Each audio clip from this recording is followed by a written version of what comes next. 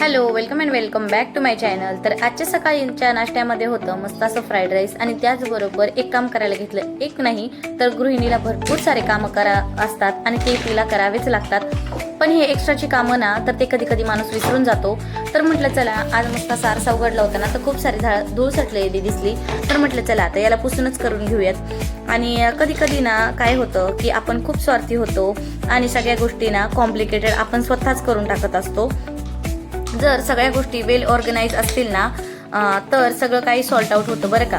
असं माझ्या बाबतीतही खूप वेळा झालं आहे. तुमच्या बाबतीत जर असं होत असेल ना तर मला कमेंटमध्ये नक्कीच सांगा. आणि त्याचबरोबर माझं कामाची लहर ना आली ना तर सगळंच काम मला करायचं असतं. तर मग काय मस्त असे सगळ्या वस्तू काढल्या आणि वस्तू काढल्यानंतर खूप छान असं मस्त पुसून घेतलं. आणि कधी कधी काय होतं ना परीमुळे लक्षात राहत नाही की हा मी हे काम सुचलं होतं मला आणि ते करायचं बाकी आहे. आणि तिच्या आरड्यावरड्यात आणि रडण्यामागे ना मी काही कामं विसरून जाते. तर असं तुम्हाला होतं का तेही सांगा. तर काय मग मस्त असं पुसून काढलं सगळं आणि छान अशा गोष्टी मस्त अशा ऑर्गनाईज करून ठेवल्या. असं ऑर्गनाईज असलं ना तर आपल्याला पाहायलाही सुंदर वाटतं आणि वस्तू अशा ठेवायला किंवा वेल ऑर्गनाईज करायला ह्या गोष्टी माझ्या नेहमीपासून आवडीच्या आहेत आणि मी त्या अशाच करत राहणार.